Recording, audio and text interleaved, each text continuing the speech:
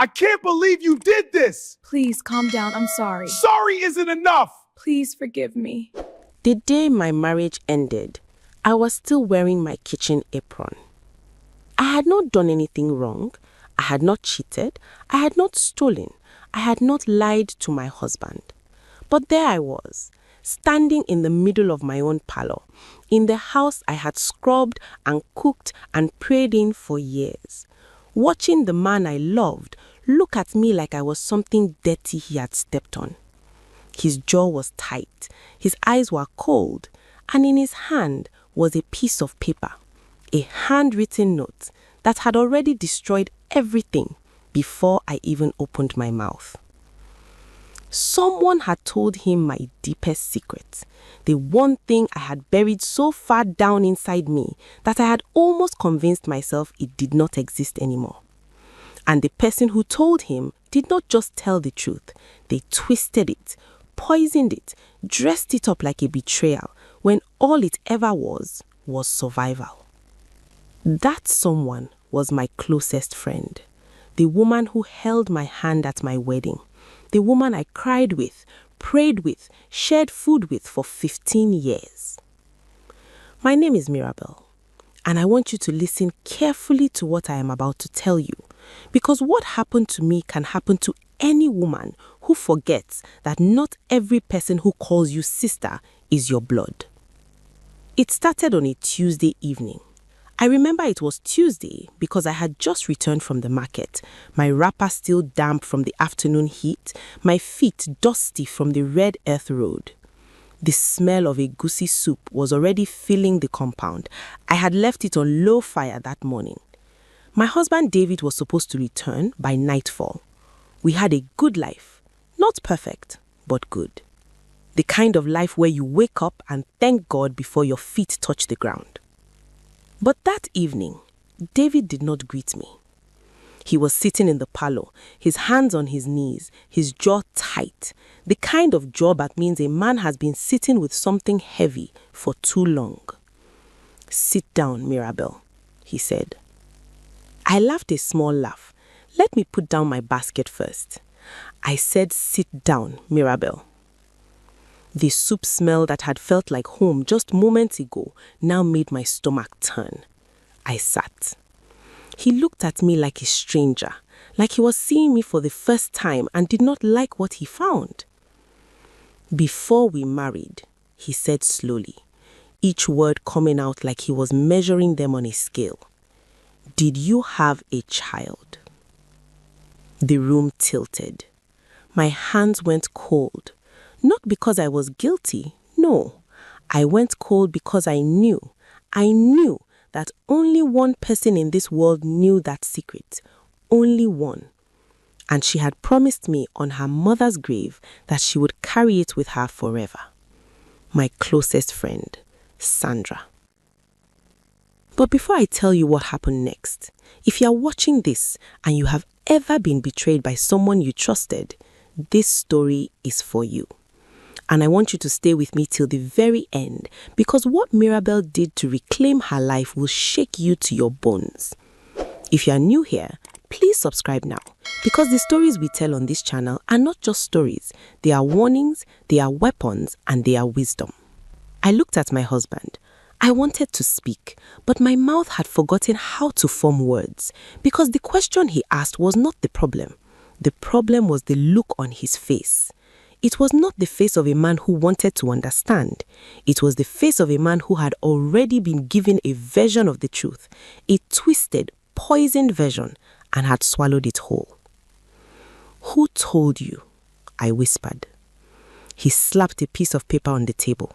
A handwritten note. I did not even need to read it. I recognized the handwriting immediately. Sandra. My chest cracked open like dry harmattan earth.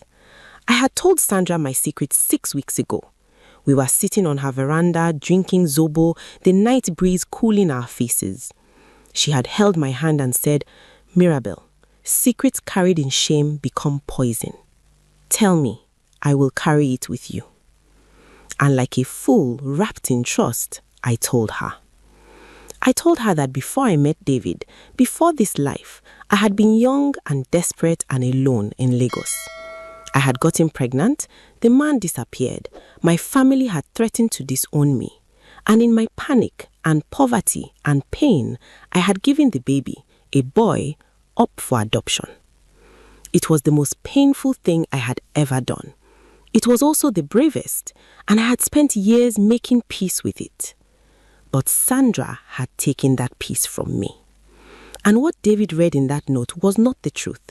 It was a version of it laced with poison. She hid a child from you. She is not who she says she is. You deserve to know what kind of woman you married. I opened my mouth to explain, but David stood up, and the look on his face told me that the explanation would not matter tonight. And maybe not ever. Let me take you back. Because you cannot understand what Sandra did without understanding who she was, or rather, who she pretended to be. We had been friends since secondary school. 15 years. She was at my introduction. She was my chief bridesmaid. She held my hand when I miscarried my first pregnancy after marriage. She was there for every funeral, every celebration, every ordinary Wednesday when life felt too heavy. Or so I believed. The morning after David confronted me, he left the house before dawn. He did not say where he was going. He did not take my calls. He simply disappeared into the morning like smoke. I sat on the floor of our bedroom, my bedroom, the room I had decorated with my own hands, the curtains I had sewn myself, the photographs of our wedding still hanging on the wall, and I sobbed until I had no tears left. Then I sobbed dry. My daughter, 7 years old, came and found me there. She touched my face with her small warm hand and said, "Mama, are you sick?" That broke me completely. Because it was not just my marriage that was cracking. It was my daughter's world, her security, the roof over her head, the father who kissed her forehead every night. All of it was suddenly fragile. All because of one woman and one whisper. I called Sandra. She picked up on the second ring, which told me she was waiting for me to call. Her voice was soft, careful, already prepared. "Mirabel, I heard." "You told him," I said. My voice was quieter than I expected, quiet like still water before a flood. Silence. "Mirabel, I had to. He had a right." "You had to?" I stood up slowly. "Sandra, you had to?" He was asking questions. Someone else was going to tell him. I was protecting. Protecting who? Him or yourself? She went quiet again. And in that silence, I heard it, the thing that had always been there and I had never allowed myself to see. The slight hesitation, the almost satisfaction in her voice she was working hard to mask. I hung up the phone. I sat very still for a long time. Then I began to think. In the weeks that followed, David moved into his brother's house. He sent word through his sister that he needed time. His family, his mother especially, had already started whispering that I was a woman of secrets, a woman not to be trusted. His mother, that woman who had never fully accepted me, was now using this as her long-awaited ammunition. I went to Sandra's house. I went because I needed to look her in the eye. She opened the door and immediately started crying. Big theatrical tears, the kind of tears that are designed to make you feel sorry for the person who wronged you. I made a mistake. I was just trying to help. I looked at her. I looked at her fine sitting room, her new television, the photographs on her wall. And in one photograph, I saw something that made my heart stop. It was a photograph of her and David's younger brother, Thomas. They were standing very close, laughing. The photo was recent, I could tell, by the dress she was wearing. She had worn that dress to my daughter's birthday party just 2 months ago. My mind moved slowly at first, then very fast. Thomas, who had always brought Sandra around to our house, who had always found reasons to visit, who had been at our home the very evening just 3 weeks before when David and I were arguing about money and I had shouted in frustration that I sometimes felt alone in this marriage. I looked at Sandra.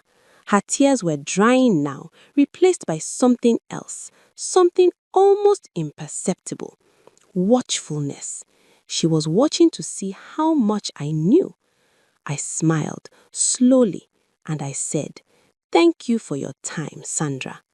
I walked out and I began to prepare. There's something that happens to a woman when she has lost everything. Something quiet and cold and absolute. It settles in the chest like a stone. It does not burn. It does not rage. It simply sits there, steady and patient. And it whispers, "Now we plan." I was that woman. David had been gone for 3 weeks. His lawyer had sent a letter.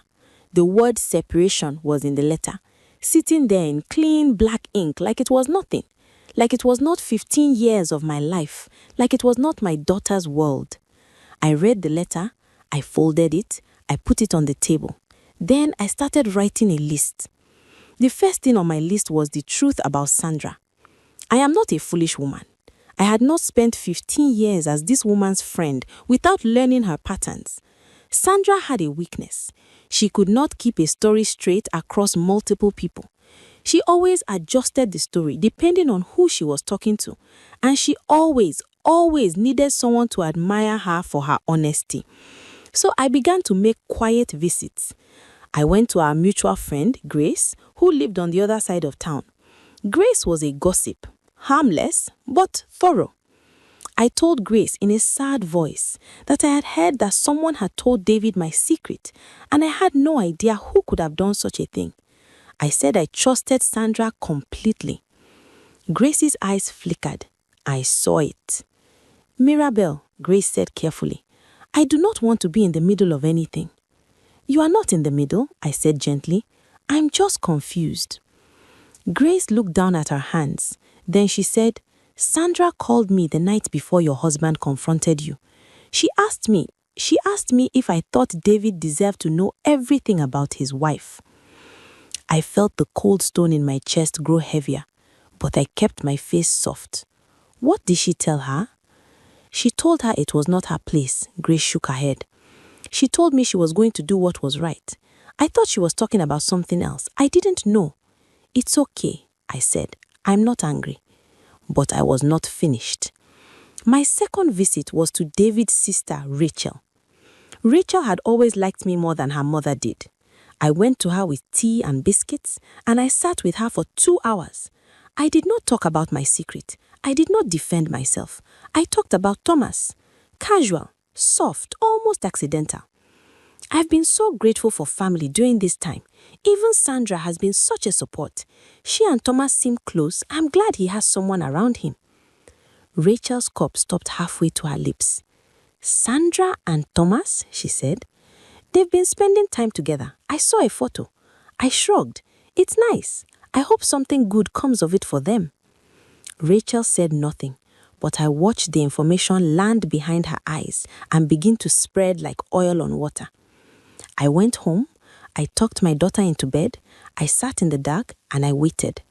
I had planted 2 seeds. Now I needed to find the tree they would grow into. Here was what Sandra had forgotten about me. I had spent years watching her, the way you watch someone you love. And when you watch someone that closely for that long, you do not just see their good days. You see their cracks, their fears, the small shameful things they think no one notices. I noticed everything. Sandra had told me years ago, in a moment of drunken honesty, something she had never told another living soul. Something that, if it came to light, would destroy her reputation in our community far more thoroughly than anything she had done to me. Before she married her husband, Sandra had been involved in a scheme, a land scheme. She and 2 men had sold plots of land to families in our community, land that did not belong to them. 3 families had lost money, real money, the kind of money that took years to gather. The scheme had been discovered, but the men had taken the blame. Sandra had walked away clean because no one had connected her name. I knew her name was connected because she had told me. I had the name of one of the men, Victor, who had taken prison time for that scheme. He had been released 2 years ago. I had never used this information. I had buried it because she was my friend, and I believed people could change. But Sandra had made one crucial mistake the day she destroyed my marriage. She had reminded me that some people do not deserve the grace you extend to them. I tracked down Victor. It took me 4 days. He was living in Aba, working in a small hardware shop. I went to him with a simple envelope of money, not a bribe, a retainer. I explained that I needed a written account of everything that happened during the land scheme. I told him that justice had never been fully served and that I was willing to help him get it in exchange for the full truth. He looked at me for a long time. Then he said, "The woman who organized everything, the one who found the buyers and handled the money, was a woman called Sandra." "I know," I said. "Write it down." He did. I had the document notarized. I made 3 copies. Then I took 1 copy to the families who had lost money, families who had been living with that loss for years, who had no idea the woman who attended church with them every Sunday was the architect of their suffering. I did not do this in my own name. I submitted it anonymously through a community leader who was known for resolving such matters. But before the matter became public, I made one last move. I called Sandra. "I want to meet," I said, "somewhere private. I need to tell you something about what I found in Victor's records." The silence on the line was so thick I could have caught it. Her voice, when it came, was barely above a whisper. "What records?" "Come and we will talk," I said calmly, "before anyone else does." She came. Of course she came.